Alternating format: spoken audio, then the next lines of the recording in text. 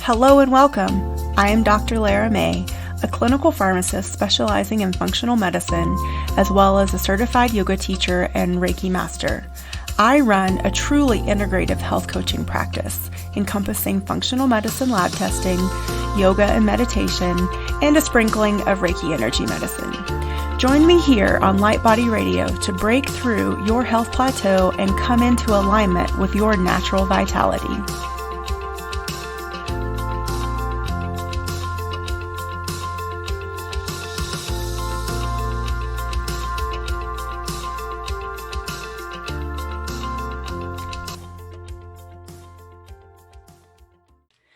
Hello and welcome to another episode of Light Body Radio. I'm your host, Dr. Lara May, and today we have a special guest who has been on with us before, Stephanie May. And I think before we talked about some COVID-related things, being healthy, and then we talked about non-toxic cleaning, didn't we? Yeah. Yes. Yes.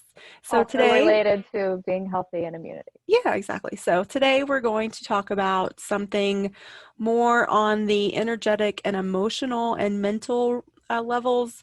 And so Stephanie is a Holy Fire Reiki and a Sui Reiki Master.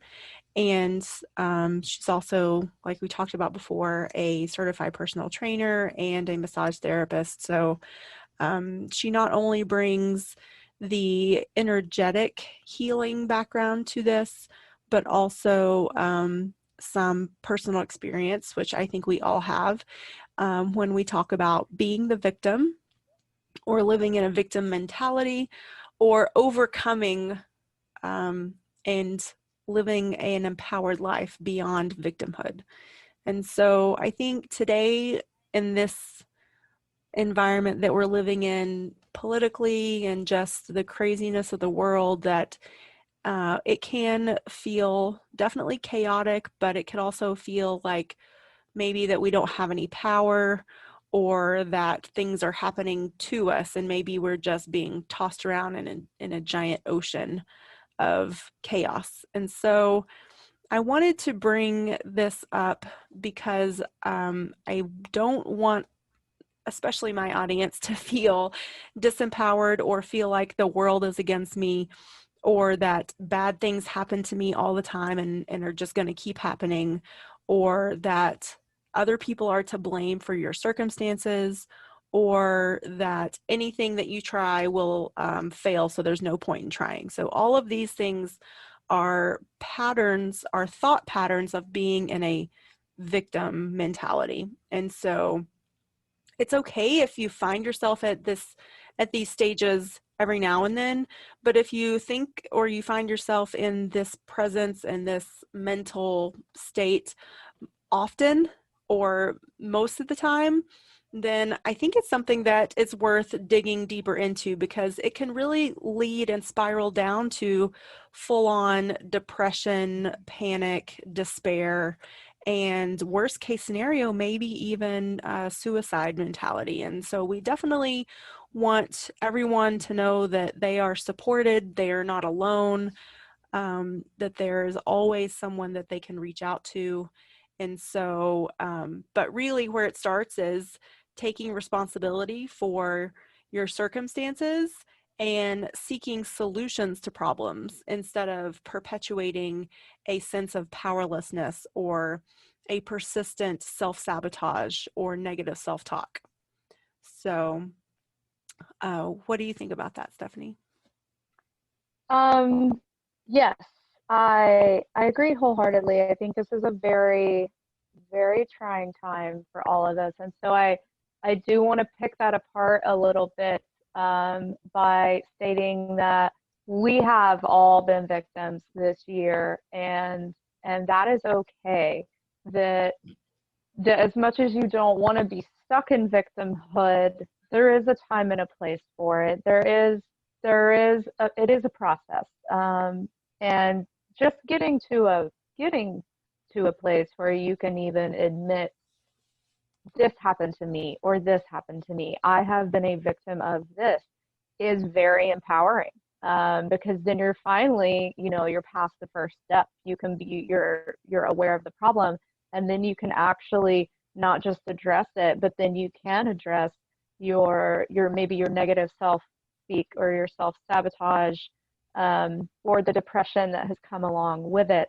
Um, and and there's definitely before COVID, but especially during this year, there are so many victims out there, whether it's domestic violence or racism, or they've been victims of disease, they've been COVID, they've been Unemployment. affected by, yeah, unemployment. Like that is, you are a victim. Like there are so many things in this world that are happening to you right now, for sure. However, I just want to, I just don't want anyone to feel um, invalidated when we say, when we talk about blame. Um, because Yeah. there is because these things have absolutely happened to you, for sure. But what we're wanting to focus on is not giving that power away, and not getting stuck in that all these things that are happening to me mode. Yeah, so I want to point out, and I'm going to interrupt you and say, like, victimhood is not a sign of weakness. It's a belief pattern. And so, Correct. like you said, with something we all go through, and it's something that you're not just going to go through one time in your life and be like, cool, mastered that, let's go on to the next thing. It's going to, Right. it is, Correct. there's going to be cycles because, like everything in this wonderful human life that we have chosen, everything comes and goes in cycles, and you will find yourself super empowered and strong in some places and then not so much in others. And so, along with this conversation of victimhood comes the the aspect of personal boundaries, the aspect of self-esteem, the aspect of empowerment, and and hmm, what am I missing? Um, Control. I think I Making think that's, choices. yes, Yeah, so being choosing, so being choosing. purposeful and intentional and making the choice. And back in March, I wrote a blog about the victim mentality. And I didn't even realize at the time how timely it was because here in the United States, the COVID situation was just starting to get rolling.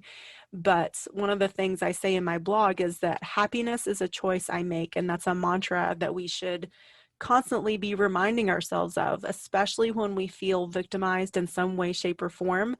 We have a choice about how we react to it and then how we what we think about it. And so we can make the choice to feel despair, to feel powerless, or we can say, this sucked, but now I can take action in these different ways and I can still choose to exist in a place of happiness.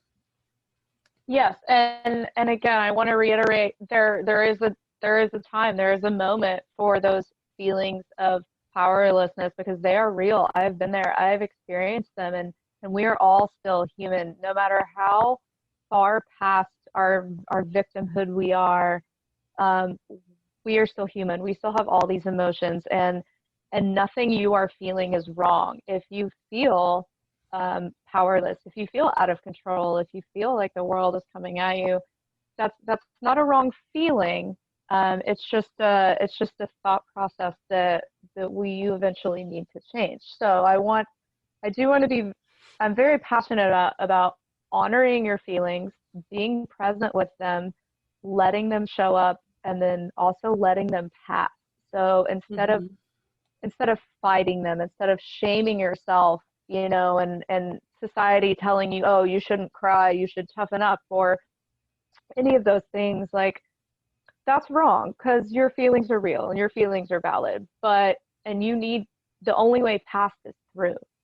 That's a huge mantra for me, not just currently with COVID, but with so many times in my life when I look back on them in hindsight. Um, you can run from things all you want, but the reality of the situation is you really can't go around them or under them or over them. You have to go through.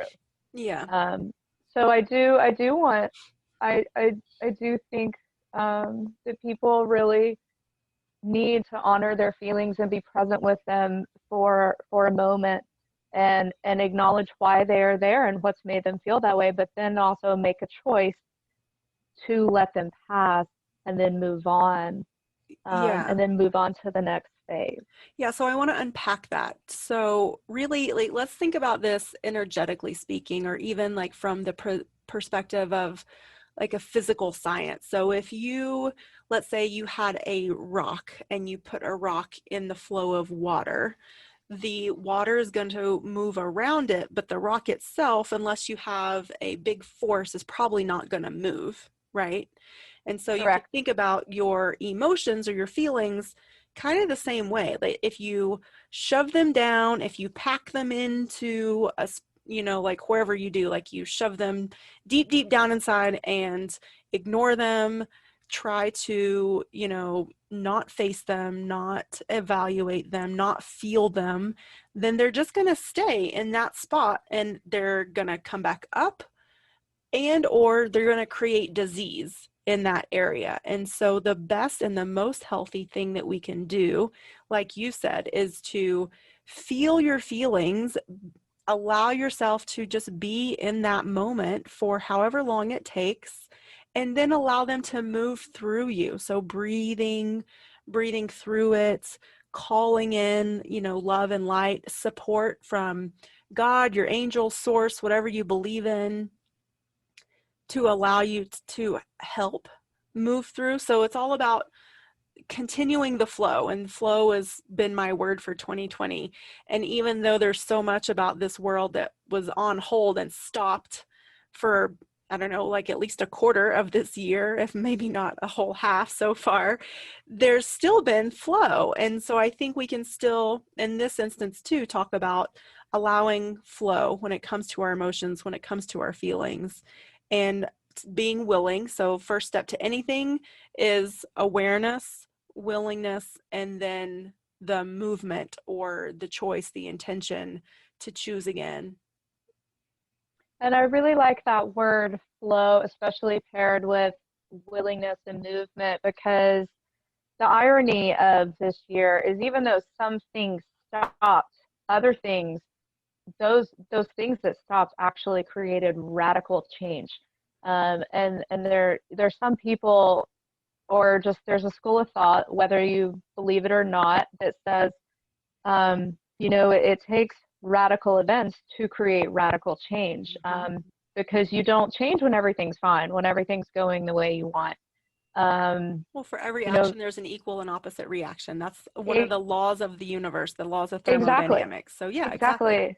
It's physics. So, and I want to apply that to victimhood in the sense that the difference between being a victim and victimhood is that right there is the choice.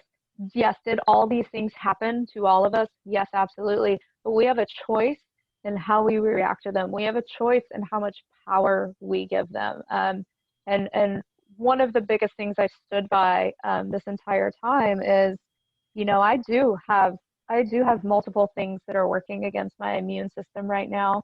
I do have, multiple things I have been a very serious victim of trauma, with, but I absolutely choose to not let fear control me. I choose to not be afraid of going out of my house. I choose to not let the my circumstances determine my future. And I think that's truly the difference between being a victim and victimhood, as it plays into that willingness, that choice. How much power, how much, do you want to give yourself? And then also allowing things to flow around that. Mm-hmm. And how much power are you willing to give away? And I think we don't think about that a lot. Absolutely. I think we sort of get like bogged down in the sort of the swirl of this is shitty, why me, all of those things, which when whatever the bad thing is that's happening totally makes sense. It's a total natural response. But if you continue to swirl there, then you're really giving your power away to it. You are allowing it to just be sucked out of you. And so I think that's something What I and I like to think talk that's about too is like our power management. So what we contribute to something, but then also like what we allow to be either taken from us or we give away ourselves. yes, and that's honestly why I turned off the news. I didn't watch it for a very long time. I temporarily turned it on for COVID, and then very quickly into it, I remembered why I didn't watch the news Yeah. Like, oh my because God. of what it did to my energy and what it did to my power. And I saw myself starting to go down that swirl of looking every day for the latest and greatest update from Governor Newsom um, and so I was just like, oh my God, I can't do this anymore. This is not mentally healthy Yeah. for me. Yeah, because you And shouldn't I have to, chose to take that power back. yeah, because you shouldn't have to let, for this is a great example, you shouldn't have to check in with the news to figure out how you feel about your day. Right. And I Exactly. think a lot of That people is do. They're like, oh, what's going on in the world? Oh, what's going wrong with the world? And, let me let the news tell me how I feel about it. exactly. And so whether it's, and I'm not, again, by no means are we invalidating everyone or saying that something is worse than another. And that is a huge part of it too. You cannot compare yourself. You can't constantly compare yourself to others and let people tell you that what happened to you wasn't so bad because other things in the world are happening that are way worse than right now. Like, definitely honor your emotions and how you Yeah. feel about something because that is real, but don't let it control your life. And if you find yourself in that phase, in that place, there are lots of tools, there are lots of resources. There's not one way. And I think a lot of people are not aware of all the different integrative ways to deal with that, to deal with the circumstances that you are in, and to get yourself out of that place. I think a lot of us are just taught from as a child to be victims of our circumstances, and we don't even realize that. Like, Hmm. and our parents didn't even realize that that's what they were doing, but we're often told just, hey, this is how it is.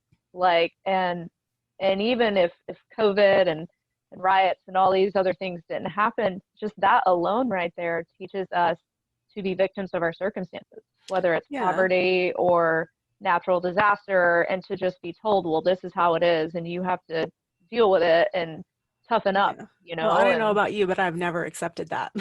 And I think but I think that also speaks towards the souls that chose to incarnate in this time and this, very awakening time period that we're in. Like we are definitely in a era of empowerment and awakening, being aware, not just, taking what's told to us and, accepting it without question. And so I think now that it is part of all of our soul contracts to really, and it's part of establishing our own self-esteem and our own personal boundaries. Like, okay, so what am I going to believe? What am I choosing, to accept from what is being told to me by the news, by my ancestors, by the government, by my employer, all these different things. And what am I going to take? What am I going to leave? And of the things I'm going to take, how am I going to integrate those? Am I going to say, okay, maybe I believe that a little bit, but I'm going to augment it and say, actually, it's this with a sprinkling of these things over here, and make it yes. your own. And I think that's really important too, that while there is a oneness, we are all connected, we don't have to be sheeple. That is an excellent word. I love that word. There is obviously great power in numbers, but again, if you look at a flock of sheep, a flock of sheep will run off the edge of a cliff just because the whole herd is doing it. And so I think we are humans, we have higher consciousness, and we need to really tap into that and say, okay, some of these movements that are happening are great. They're moving us in a good direction, but others maybe not so much. Maybe some of these other ones are more destructive than they are constructive. And, again, just deciding from your own personal inner guidance system what you resonate with and what you don't. And again, like Stephanie and I are not here to pass judgment on anyone. It is diversity that makes the world go round. And we just want to give you all a positive platform to start self-accepting that none of us are perfect. And when we accept that none of us are perfect, then we actually maintain our power and we maintain our ability to not be a victim. Because if you admit that we're not perfect and we're never going to be, but we can always strive to be better, and we can always strive to be more loving, be more compassionate, be more kind and understanding, then I think that's the best that we can do. And if we all did that, then the world would just be so much more elevated. Correct. There's definitely something to say for not putting others up on a pedestal, much less ourselves. Mm-hmm. I think there's a huge component to not just self-forgiveness, but self-compassion and self-love. Again, we're not here to judge anyone because I have been through it. I'm sure you've been through plenty on your own. So it's just a matter of getting to that place where you realize everyone's going through something, despite the front that they are putting up, and everyone truly does have something to learn from everyone, no matter their education, their class, you know, um, their income, like whatever. We all truly have something to learn from everyone, and the more we recognize that we're all human and we're all going to screw up and make mistakes, and we can not just practice that with others, but within ourselves. Mm-hmm. Um, But not you being know, saying, paralyzed in that past mistake either. right. So not saying like, oh my God, I did this and then I was the victim of this, and getting stuck in on that negative cycle.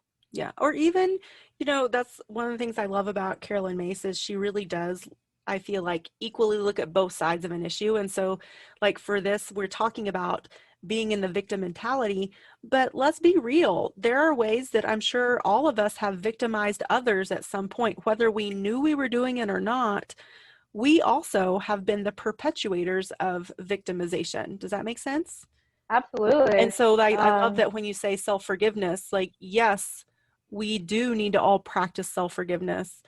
But again, not don't beat the drum and beat yourself into the ground over something.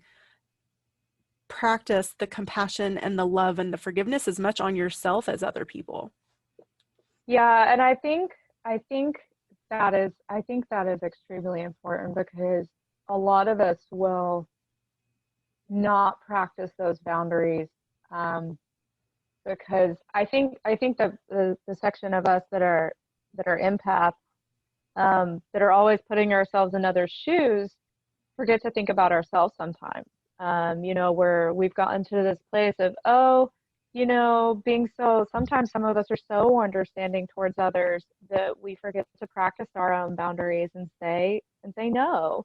And we're taught and told that saying no is bad and that saying no isn't okay. Mm-hmm. Say no is And selfish. You're selfish, yeah, no, no, no, no. Saying no is great. Saying no is healthy. Saying no is positive because you cannot pour from an empty cup. right? Saying You no is a only, healthy, loving statement. yeah, I you only learned have so that much. again and again. I learned it just Yes, recently this past month. I should have said no to something that I didn't, and I paid the price for it. Energetically speaking, I paid the price. Yeah. yes. So, yeah. I think that's a lesson I'm also constantly learning too. I just in every way you could possibly think of, and it definitely has resurfaced for me as well. And I think I think it's a theme of this year. Again, just saying, no, I'm not going to let fear control me. I'm not going to let the media and the propaganda control me. I am Mhm. not going to let it control my thought patterns. I'm not going to let the world control me. There's so much in the world I cannot control. And if I tried to control all of that, I would have a mental breakdown. Yeah. Um, And I think some people I have. Oh, they absolutely have, and I can tell you, I there was a few weeks that I was close to one myself, and then I recognized that, and I stopped. and I had to come back to all of this. And I had to come back to all these lessons again and all these reminders, and just say, I am going to control what I can control within Yeah. myself, Like you can't my control. attitude, my thoughts, the words I actually use, my daily actions. And I'm going to let go of everything else, because you can't control others and you can't make excuses for others.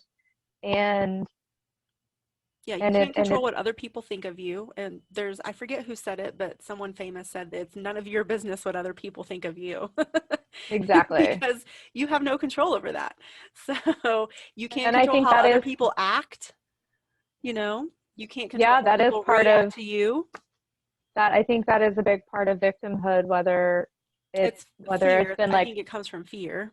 yeah, whether it's like racism or domestic violence or so many other things, people will project their fear onto you and make you feel bad for things. Oh, make you feel bad for not supporting this cause, or make you feel bad for their behavior because they can't take responsibility for their own behavior. And again, that's all. None of that is you. That is them. You cannot control them. You cannot control their words. You cannot control their attitudes. And enabling them, making excuses for them, is also a part of victimhood. Mhm. Um, and showing them compassion, but not showing yourself any, and saying no, like, I will not be a part of this. I will not let this control me. Yeah. So I think, you know me, I always like to dish out the tools and give people things that they can use uh, today, you know, right after listening to this or even during listening to this. So, Yes. what are some tools that you use? I think we've already covered a couple when we said, you know, awareness and then choosing again, right? Yes. What So else? I think, so definitely, obviously, the first step to anything is self-awareness. Um, I think the second step is, I think, what you said, willingness. I think Willingness, that's yes. cool. Now you're aware. Now you're aware of what's going on, either the problem or the situation or the circumstance. But are you willing to even do anything about it, or do you just want to stay where you are just because it's comfortable and you're terrified of the process that you're going to have to go through to get past it? So I think willingness. I think a huge part of willingness is faith, in yourself and the process. Um, And being willing and to it ask is, for help. yeah. So, you know, Um, maybe and sometimes that's that willingness is like you feel alone and you feel isolated and you don't feel supported. But then if you know, ask for help, even reach out to maybe someone you don't feel like you're that close with, but sometimes just reaching out, you know, you'll be pleasantly surprised at the people that will step up to help you. and there are so many resources out there, whether it's depression or COVID or racism or Substance abuse. substance abuse, suicidal thoughts. There are so many resources out there, and they are, if you don't want to talk to your friends, if you don't feel comfortable talking to your family, and I can tell you from doing a hotline training, that every single person in my hotline training class truly cared and truly wanted to help these people, including myself. So the Hmm. people on the other end of those phone lines, have also suffered in the past, and they truly do empathize with where you are at, and they know where you are at, and Yeah. they I'll want to help you. I'll put some of those links on the show notes page.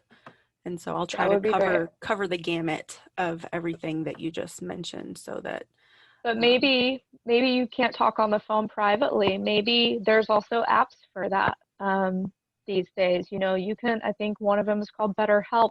You can literally download an app on your phone, and talk butter to like someone. cow butter or better. No, better. I'm Better. sorry. BetterHelp, not better.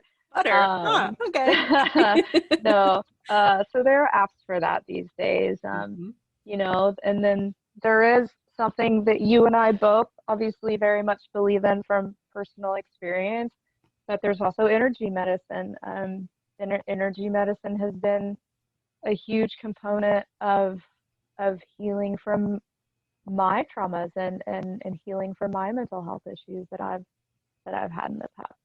And so there's so many the point is there's so many options. Like you can choose to talk to someone, or you can choose to go see a Reiki master. Or maybe you want to choose to approach it with nutrition and approach like the role that your diet is playing on your brain chemistry, which is Yes, also a huge part of it. absolutely.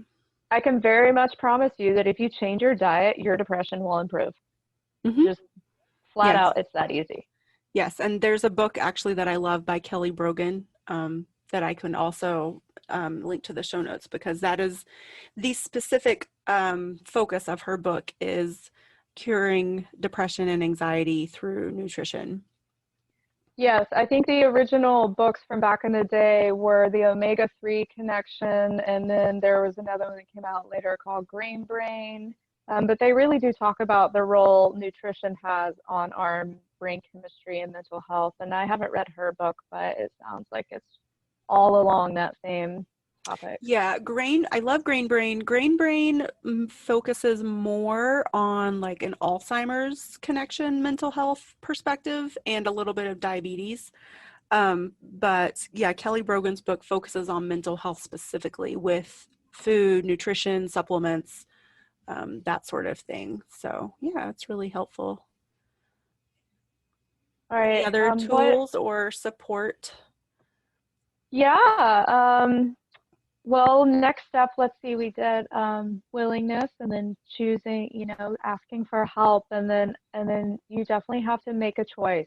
I think that's definitely there's so many more ways you can go after you make the choice, but I think the crucial thing is to make a choice to either, even if it's just something as simple as saying, I don't want to be here anymore. Like, I don't want to be in this negative place anymore. I want my life to change, and I want my life I don't want to be a victim of my circumstances anymore. I don't want to let the world control me. Just saying that alone and recognizing that, I think that gives you your power back. You don't have to know the solution yet. You don't have to know where the heck that's going to go, Right. and what roller coaster ride that's going to be on. But just staying alone and finally making a choice to being like, no, this is not going to be my life anymore. My life is going to be different, and my life is going to be better. And I am no longer going to settle for any of this, I think is truly like the turning point. Yeah, so I think figuring out like what makes you feel good, what lights up your day, like what gets your jets going. And maybe just taking a few minutes to journal on that, and just thinking about all those things that make you feel good will trigger the serotonin and the endorphins in your brain and get those going. And then once you have that list, then you can actually do those things. And so I think a lot of times too, especially with this whole quarantine and cancel cultures, that we felt isolated. We felt that we can't go and do the things that maybe we normally would have. And so it's sort of pushed us into this unhealthy cycle of possibly substance abuse, maybe, disordered eating, not getting enough sunlight, not being around the people that light us up and make us feel loved and supported. So, all of these things. And so, I think now is a really good time to start reinfusing those things. If you haven't already, to definitely make a concerted effort to start reinfusing those things back into your daily life. So something every day that really like warms your heart and makes you feel good.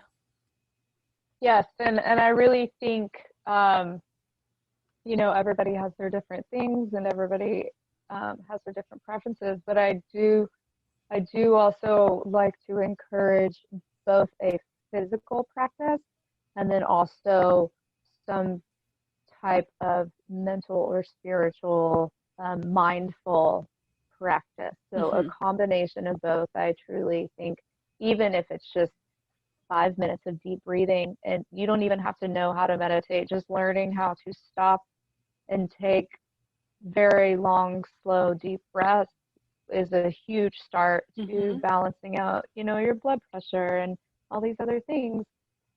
Yes. That, Again, and then releasing addition, endorphins. yeah, just getting outside and going for a walk. No one can ever tell you you cannot go outside and go for a walk. This isn't the Holocaust.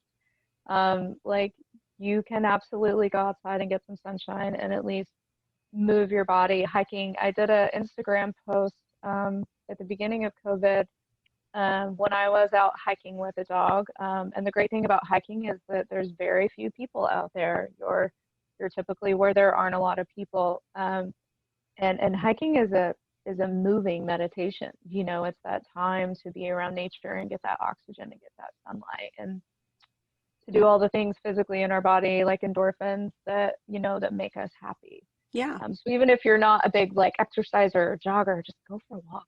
Yeah, go for a walk, put on your favorite playlist, get those arms a Yeah, swinging and a pumping. yeah. Maybe sing, who cares? Sing to yourself, sing out loud. Maybe have a dance uh, party in your house, in your living room, in your bathroom, wherever. I absolutely did that about 3 weeks ago. I turned on some old school hip hop and it just brought back so many memories from my childhood. And I literally just started having a dance party and posting it on Snapchat.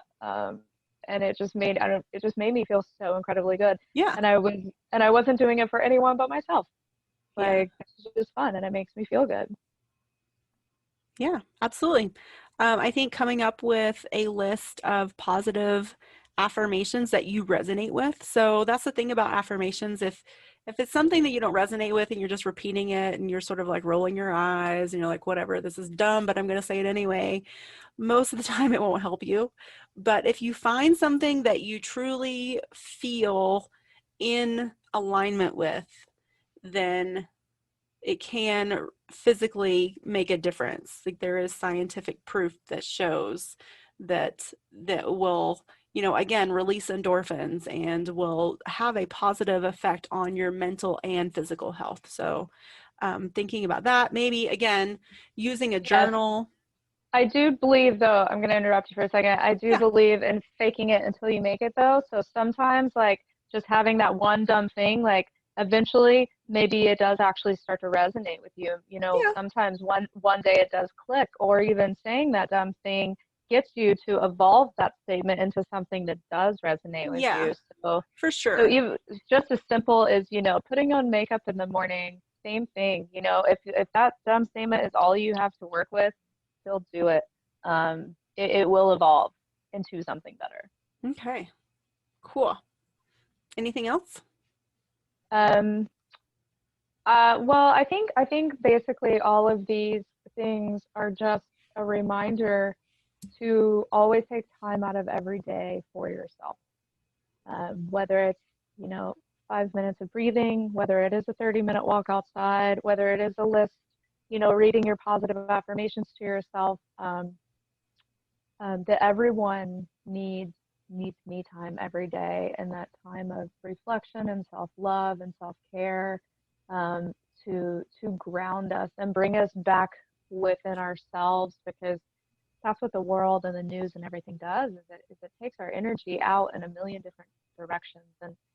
And I know, even as a Reiki master, I am still like, some days my ADD and my to-do list is a mile long, and the days that I don't do my self-care practice are the days that aren't so good for me. And so I can attest, you know, to the fact that the days I do start my day with my meditation practice, are the days I'm most successful. And it doesn't even have to be at the beginning of the day. You know, it can be a bath in the middle of the day or at night, but really just taking time for yourself every day, even if it's Mm-hmm. just 15 minutes, Mm-hmm. is crucial to mental health. Yes, you said one more thing that we haven't talked about yet, but I do want to reiterate is grounding. And especially, like you said, the news is pulling us in a million different directions. If you're a parent, you're being pulled in a million directions with your children, with all the chaos of is there school, is there not school, how's this whole school thing going to work. Maybe you're stuck in your house with your 4 children all trying to homeschool them between the ages of kindergarten and high school. I mean, I can't My imagine that. heart goes out But I to do all know of that there are them. people out there dealing with this stuff. And so again, like, and it might sound like so impossible for you to get that 15 minutes alone, but yes, 15 minutes to yourself again, you can split it up maybe 5 minutes throughout the day. So 5 minutes here, 5 minutes there, 5 minutes at the end. But making that connection with nature, grounding, if you can't get outside for the day, then, like do a tree image meditation. So where you imagine that your, spine is the tree trunk and the roots are going down into the earth. I love one of those grounding meditations. So yeah, so grounding, I think, is a big one too. Again, to bring your energy back into your body because it can get so Mhm. scattered. And especially if you're an empath or a light worker, an energy worker, that is even another level of being pulled in different directions and being scattered sometimes. And so, yeah, so making that a priority, I think, is super important. Yes, and I do wanna add in, you know, for people like those moms that have 4 kids at home spanning all the ages, there are a ton of solutions to that too. If you are still struggling with that, please reach out. As a trainer, um, and a massage therapist, you know, with all the things I do, one of the things that I've really focused on over the years in my practice is is working with a lot of moms and helping them manage their time and figure out how to accomplish all these things in one day and really focusing on multitasking in a positive way, not a negative way, but you know, if you only have 1 hour for recess and PE for all these, figure out a way to get them to work together, do workouts together and do partner exercises. And same thing with your nutrition. If you guys are struggling, you know, really work on making nutritional changes in your diet that's going to help boost your mood and help with the brain chemistry in your entire family, not just them and not just yourself. So there are solutions, there are resources. Again, you are not alone, and there is help. Um, and sometimes you just got to get creative, and Mm-hmm. whatever works for you is fine. If that works for you guys, do it. Who cares what everybody else says? If that's what makes Yeah. you guys successful, go for it.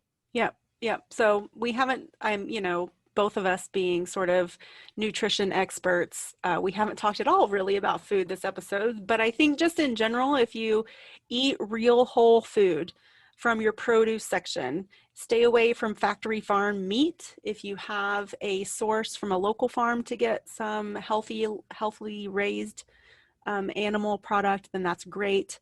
But if you don't, then maybe just stick with a whole foods plant-based diet, or, just focus on real food. Get away from anything in a package, get away from anything processed. Definitely don't go fast food.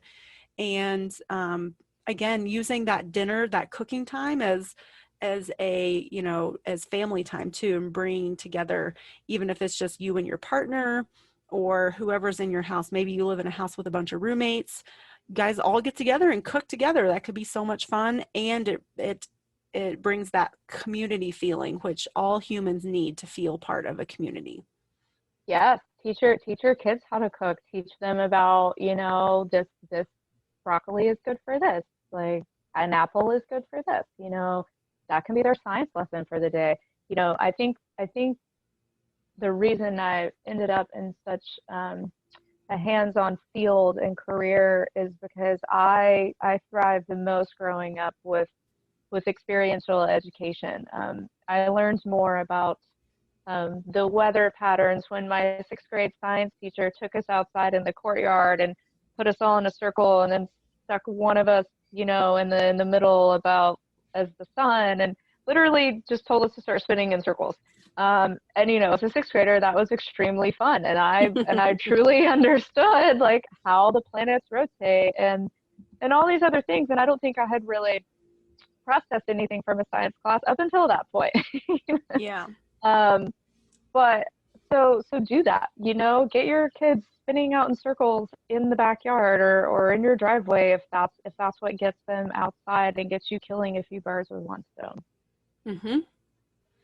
Yeah. Okay. So I think we are going to wrap it up here. We've provided you with lots of things you can implement throughout your day. I'm going to give you a list of resources so that any of you struggling with anything that I list can reach out and grab onto those and get some support and help. And I hope this has helped you move through your victimhood and not stay stagnant in it, because again, it's something that we all go through, and the healthy thing to do is move through it. So do you Yeah. have anything wrapping up to say, Steph? No, not at all. I'm just sending love and light out to everyone right now that that has been struggling with their mental health. All right. Yes. And so if you have any questions that come up when you were listening to this episode, please feel free to leave us comments.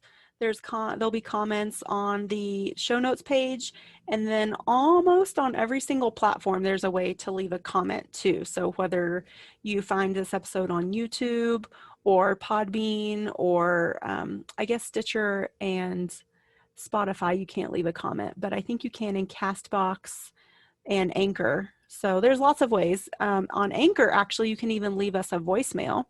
If you listen to this through Anchor, you can leave voicemails and voice questions, which are always fun. So, yeah, thank you guys so much for joining us, and we will catch you in the next episode. Namaste.